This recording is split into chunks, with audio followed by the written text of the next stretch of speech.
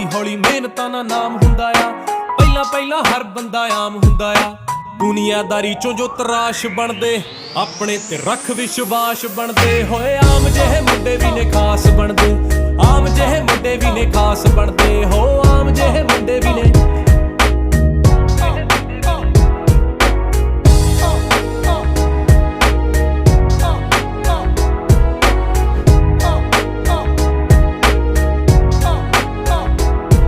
ਮਨ ਸੱਚਾ, ਸੋਚ ਉੱਚੀ, ਮਿਹਨਤੀ ਵੀ ਹੋਵੇ ਜਿਹੜਾ ਉਸ ਬੰਦੇ ਦੀ ਤਰੱਕੀ ਫਟਾਫਟ ਹੁੰਦੀ ਆ।